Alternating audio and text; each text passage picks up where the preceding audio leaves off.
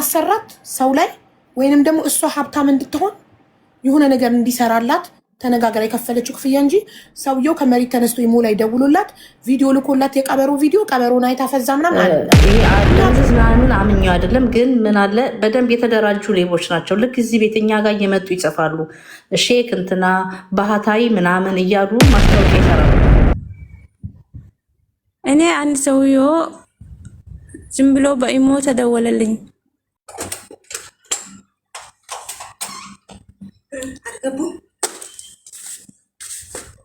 ኔትወርክ ይዘጋል።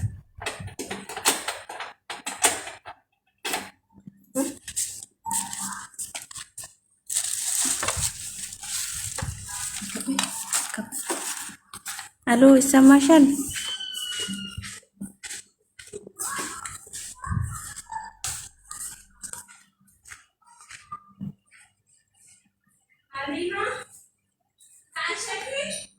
ማነው አባቴ ነው የምትለኝ አልኩት።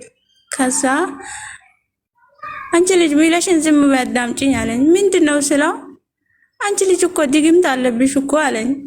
እና ምን ድግምት ቢኖርብኝ አንተ ምን ታደርግልኛል አልኩት። እኔ ሚለሽን ለምን አታዳምጪኝ አለኝ። እኔ ስራ ላይ ነው ላወራበት ጊዜ የለኝም አልኩት። ከዛ የሆነ ቪዲዮ ሊኮልኝ በይ ካልሰማሽኝ ያኛው ቪዲዮውን እዩ አለኝ። ከዛ የሆነ ቪዲዮ አየውና ከዛ በኋላ ሳወረኝ ራሴ ማለት ነው። ከዛ አካውንት ላክልኝ አለኝ። አካውንት ላክልኝና ከዛ በዚህ ብር አስገቢ አለኝ። ልክ ያኛው ቪዲዮ ካዩ በኋላ ራሴንም አላውቅምና ድጋግሜ ነው ማቀብላት። መጀመሪያ 23,000 ብር አስገባውላት። አሁን በማግስቱ አስገቢ ነው የሚለኝ። እኔ ያኔ ራሴንም አላውቅም ድንግዝግዝ ነው ያደረገኝ። አሁንም 140,000 ብር አስገቢ አለኝ። አሁንም አስገባው። በመጨረሻ እንደገና 350,000 ብር አስገቢ አለኝ።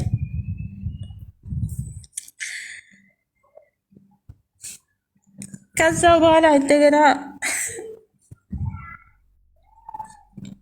አሁን ጨርሼ ስላስገባ የጓደኛዬ ብር ብቻዬን 300 የራሴን 300,000 ብር አስገብቼ እንደገና የራሴንም 300,000 ብር ካጨረስኩኝ በኋላ ያንን ስላደርግም ምንም እንዳላወራ ነው ያደረገኝ። ድንግዝግዝ ነው ያደረገኝ ማለት ነው። ከዛ በመጨረሻ ደግሞ አሁንም 80,000 ብር አምጪ አለኝ። አሁን አረ የለኝም አልኩት። አምጪ አላውቅም አምጪ ነው የሚለኝ። ከዛ ወንድሜ እንደውዬ አልናገሩም ለሱም ብር ስጠኝ አልኩት። ምን ልታረጊ ሲለኝ ብር ስጠኝ ፈልጌ ነው የሚለው። ከዛ እሱ ገጠራማ ቦታ ነው ያለው ስራ ላይ ነኝ አለኝና ከዛ ዘጋ። ከዛ አረ የለም ብር አጥቻለሁ የለም ስለው ብሎክ አድርጎኝ ወጣ ሰውዬው ማለት ነው። ከዛ በኋላ በማግስቱ ራሴን ሲነቃ ነው የመጣሁት። ከዛ ገብቼ ስላዩ አካውንቱም እሱ ሰውዬው ነው የላከው። ከዛ በኋላ ገብቼ ስላዩ ደግሞ አካውንቱንም ሊክ ያለው አካውንቱ የሴት አካውንት ነው። ከዛ ራሴንም በቃ ቻላ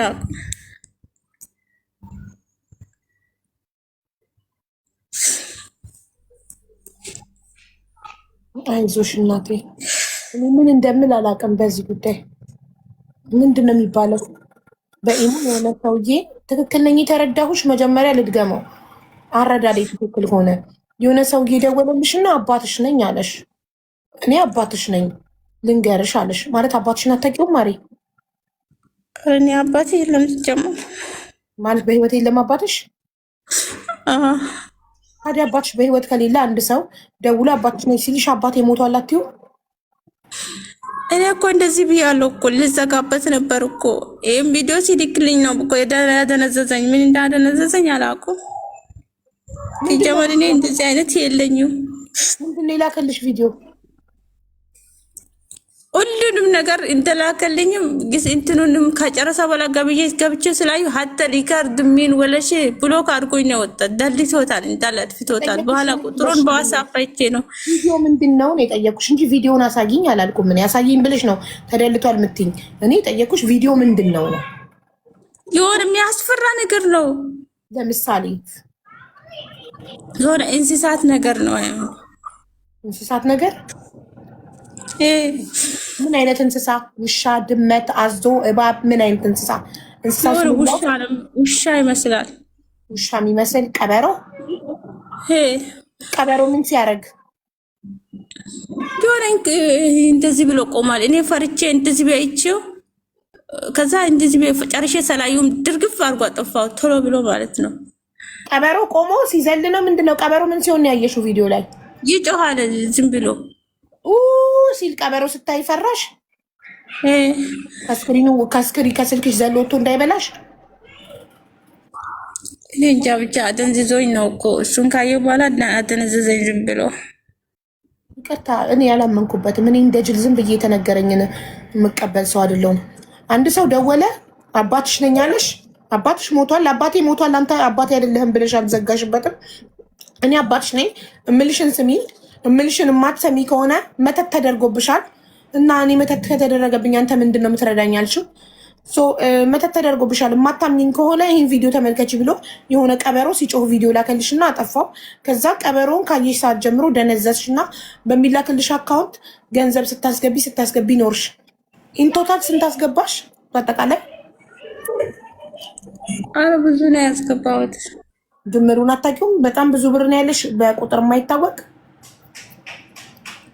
ወደ 600 ብር ነው። 600 ሺህ ብር ነው የጓደኛዬ ብር ቢጄን እሱንም እንዲኬበታለሁ ስላዩ 600 ሺህ ብር ሁሉ እንዴት ተጠራቀመልሽ? በዚህ ዘመን ከባድ ነው።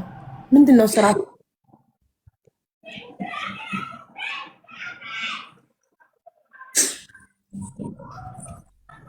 ውዴ የት ነው የምትኖሪውማ? ዱባይን። ዱባይ ስንት ዓመትሽ ነው መዳም ቤት?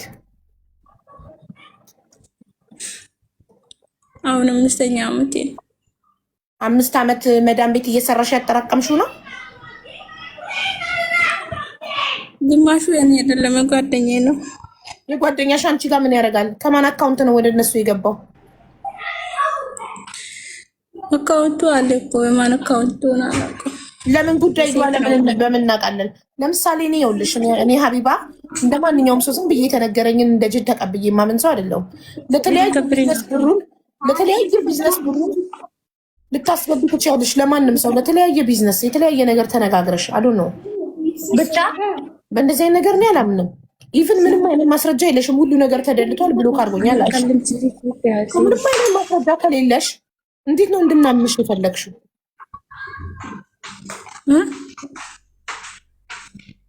ይሄ ሁሉ አውርቼ አልሰማሽኝም ውዴ? ይሰማኛል። ቪዲዮ አብሪና አውሪ እስኪ።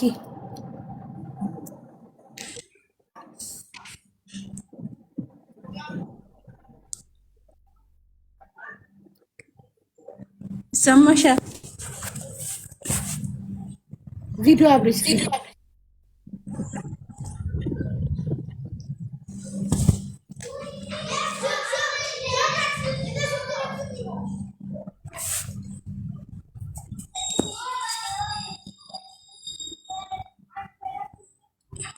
አሎ ቪዲዮ አብሪ። ቪዲዮ ምን ሆነሽ ነው ከልብሽ ያልሆንሽው? አሁንም አልለቀቀሽም ያደነዘዘሽ ሰውዬ? የእንትን አደንዝዞኛል ብለሽ አለቀቀሽ ወይስ ደህና ነሽ አሁን? አሁን ስለለቀቀኝ ነው ያወቅሁት። ስለለቀቀሽ ያውሽ። ስለዚህ ከለቀቀሽ ታዲያ ምን ሆነሽ ነው? ለምን ቀልጠፍ ብለሽ አታወሪም? እኔ መጀመሪያ ነው እንደዚህ አውርቼ መላቅ ሚዲያ ወጥቼ አላውቅም።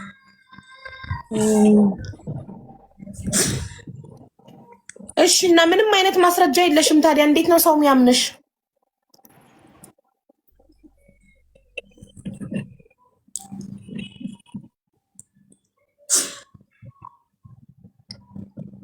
ወንድሜ ያለ ቆይ አስረዳሽ። ወላሂ እኔ ካልተ ወንድምሽም ማስረጃ ከሌለው እኔ በወሬ እኮ አላምንም። ከሰውየው ጋር የተላላክሽው ቮይስ የላከልሽ ቪዲዮ ምናምን ከሌለ ሁሉን ነገር አጠፋፍቶ ደልቶታል ካልሽ እንዴት ነው የምናምነው እኛ ይሄ ነገር እውነት እንደሆነ በህልምሽ እንዳልሆነ? ይሄ ነገር እውነት እንደሆነ እንዴት ነው የምናምነው? ደረሰኙ ነገር አለ እኮ የገባበት ደረሰኙ ማለት ደረሰኙ ለምንም ጉዳይ ሊገባ ይችላል። ይሄ አንድ ሰው ደረሰኝ ብቻውን እኮ ማስረጃ አይሆንም። ያን ደረሰኝ ከሆነ ሰው ጋር ብድር ከፍዬ ሊሆን ይችላል ያስገባውለት ገንዘብ፣ የሆነ ቢዝነስ ተዋውለን ሊሆን ይችላል። ይሄንን ብር ያስገባውበት ምክንያት ይሄ ነው ብዬ ምክንያቱን አያይዤ ካላመጣው ደረሰኝ ብቻ ይዤ ካመጣው ይሄ ደረሰኝ እርዳታ ረድቼ ሊሆን ይችላል፣ በሆነ ቢዝነስ ተስማምቼ ሊሆን ይችላል፣ ብር አበድሮኝ ለዛ ብድሬን መልሼ ሊሆን ይችላል፣ ክፍያ ፈጽሜ ሊሆን ይችላል። ደረሰኙ በምን ጉዳይ እዛ ሰውዬ ጋር አካውንት ውስጥ ገንዘብ አስገባው የሚለው እኮ ያስፈልጋል።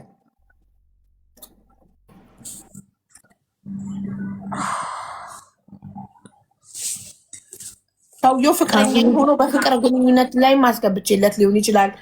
ምክንያቱ ለምን ገባ ብሩ የሚለው ላኪ ያለበት ቪዲዮ፣ አንቺን ያደነዘዘበት ቪዲዮ፣ ያወራችሁት የተደዋወላችሁበት ሁሉ ነገር ተቦልኬ ተደልቷል ካልሽ በምንድን ነው የምናምነው ይሄ ነገር መፈጠሩ?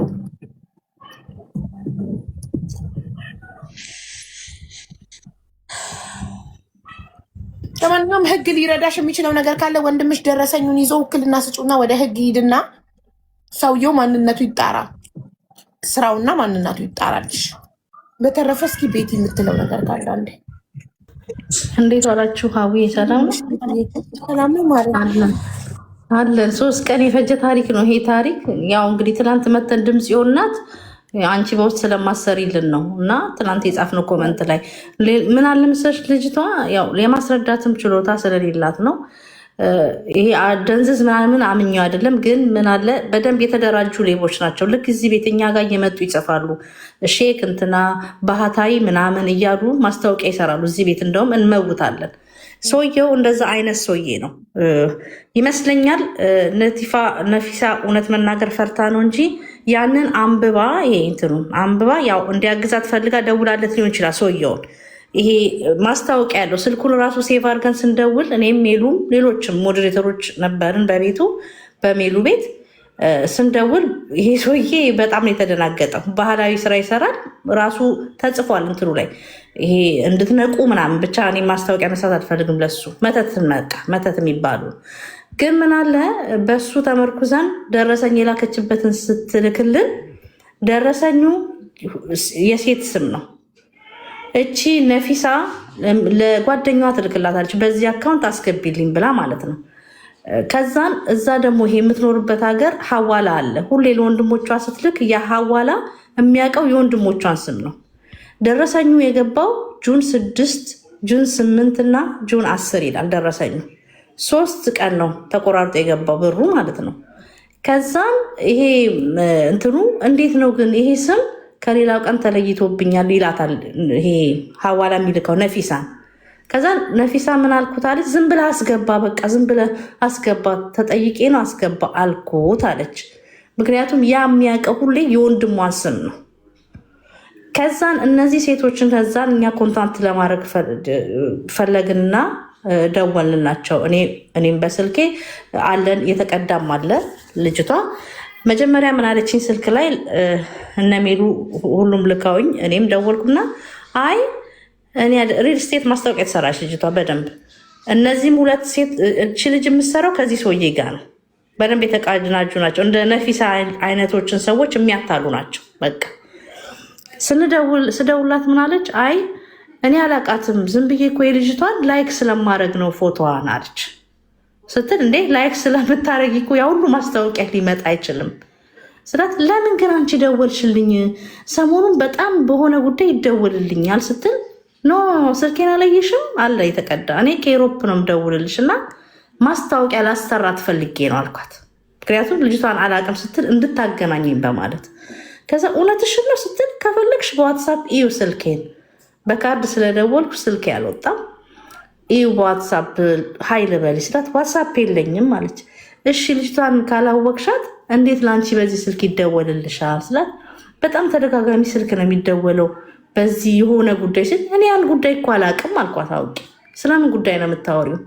እኔ ብቻ እንትን ፈልጌ ነው ማስታወቂያ ላሰራት የተለያየ ሪል ስቴት ስለምሰራ ስላት፣ እሺ ደውዬ ስልኳን ተቀብዬ ሰጥሻለሁ አለች። አላቃትም ስትል የነበረችው ልጅ በጣም አመሰግናለሁ እህቴ፣ እሺ ክበሪልኝ ብዬ ስልኩን ዘጋውና እነ ሜሉ ጋር ሄድኩና በቃ እስቲ እንጠብቅ ምናምን አልኳቸው። ሁላችንም ሜሉን በዛ ትጥራለች፣ ሌሎቹ ሞዴሬተሮች እየጣሩ ናሉ እነ ሙሉዬ ምናምን። ከዛ ሁሉም ቪዲዮዋን አወረደ ያዘ። ሁሉም ስራ ላይ ተሰማራ። ያው በአንቺ ሁላችንም ዘልጥነናል። ሁሉም በቃ ቪዲዮዋን አወረደ፣ ፎቶዋን ያዘ፣ ሁሉን ነገር ያገኘንና ድጋሚ እኔ እዛ እያወራው በቲክቶክ አካውንቷ ልጅቷ እዚህ ላይ መጣች፣ ላይቭ ላይ ሜሉ ላይ መጣች። ሌላ ልጅ እንዴ ቤቲ ልታወራት ሄዳ ማንን ያወራችሁ ብለው እነሱ ግራ ገባቸው።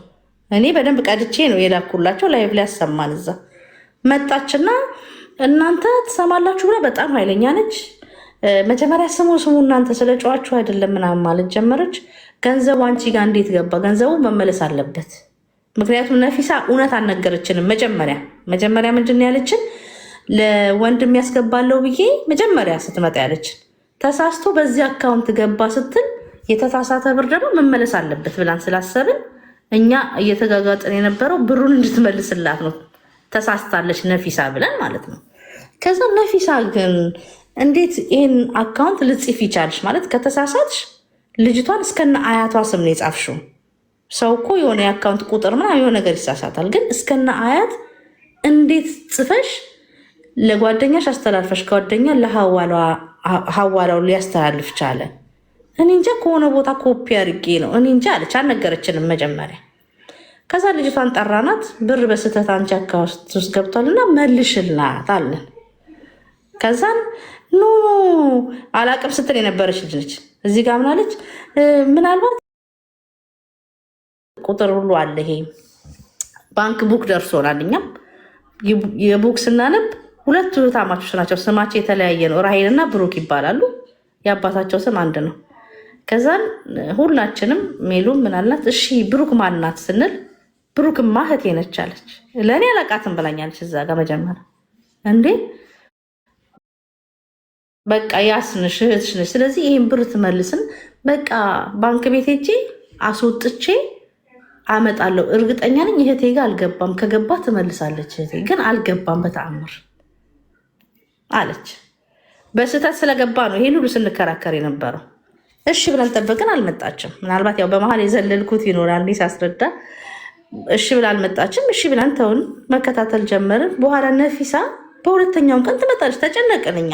ያው አንቺ እየደከመች ስለመጣች ድካም ስልሽ ያው እርግዝና ላይ ስለሆንሽ እንዳትጨቃጨቂ በማለት ነፊሳን ደግሞ ምናለን፣ ነፊሳ እባክሽን ይህን አካውንት እንዴት ልጽፍ ይቻልሽ ብለን ሁላችን የተለያየ ጥያቄ ጠየቅናት። በኋላ ላይ ልትናገር የሆነ መቃ ተሳስቼ ፈዝዤ ምናምን ትለናለች። እሺ ብዬ ነፊሳ እኔ በውስጥ ላዋራሽ እንዴ አልኳት ስላት እሺ አለች። በቃ ኔቷ ነው በውስጥ አዋሪኝ እኔን አልኳትና ወጥቼ በኢሞ ደወልኩላት። አውዬ በኢሞ ስደውልላት ነው ትክክለኛውን ይሄ ሰውዬ አፍዞኝ ይሄ ቪዲዮ ልኮልኝ ብላ ታሪኩን የተናገረችው። ልክ ታሪኩ ትክክለኛ አይደለም የተናገረችው። ቤትዬ ይቅርታ፣ አሁንም ትክክለኛ አይደለም። መተት ለማሰራት ሰው ላይ ወይንም ደግሞ እሷ ሀብታም እንድትሆን የሆነ ነገር እንዲሰራላት ተነጋገር የከፈለችው ክፍያ እንጂ ሰውየው ከመሬት ተነስቶ ኢሞ ላይ ደውሎላት ቪዲዮ ልኮላት የቀበሮ ቪዲዮ ቀበሮን አይታ ፈዛ ምናምን አይደለም። እኛ እኮ የተማርን ሰዎች እንደዚህ አይነት ጅላንፎ ነገር በቃ በግልጽ መተት ላሰራ የሆነ ሰው ላይ ወይም ደግሞ እኔ እንዲያልፍልኝ የሆነ ነገር እንዲሰራልኝ ይሄ ሰውዬ ከምንድን ነው የሚባለው የባህል ሐኪም ነው ሆኖ መሪጌታ ወይም ሼክ ምናምን የሚባለው ጋር ለማሰራት ነበረ። ስለከሸፈባት ስላልተሳካላት ነው የመጣችው። ስለዚህ ሐቁን እውነቱን ተናግሮ እኔ ደግሞ እንደዚህ ውዝብስብ ነገር መጀመሪያ ዋሸቻችሁ ተሳስቼ ነው ብላ ከዛ በኋላ ስትገፉበት ስታይ እውነታው ሊወጣ ሲል አፍዝዞኝ አደንዝዞኝ ነው አለች። አሁን ደግሞ ሞር ብንጫናት እውነቱን ታወጣለች። ለምን ማስረጃ አምጪልኝ ስላት ሁሉ ነገር ተደልቷል አለች። አይሽ ኦርደር ያደረገችበት ምን እንደምትፈልግ ማን ላይ መተት ልታሰራ እንደነበር ወይ ደግሞ ራሷ ምን እንድትሆን ሀብታም እንድትሆን የሆነ ነገር እንዲሰራላት ወይ ብሩን እንዲያዋልድላት እንዲያበዛላት የሆነ ነገር የተነጋገሩት ነገር አለ። ያንን ማስረጃ አቅርቢልኝ ስላት ነው ሁሉ ነገር ተደልቷል። ሁሉ ነገር ሰውየው ከሱ ሳይድ ደልቶታል። የራሱን ሳይድ መደለት ይችላል፣ የኔን ግን መደለት አይችልም። በትክክል ስለዚህ ስለ ዋሸች እውነቱን ተናግሮ ነው እንትን ማለት። መጀመሪያም እንደዚህ አይነት መንገድ እንዳይሄዱ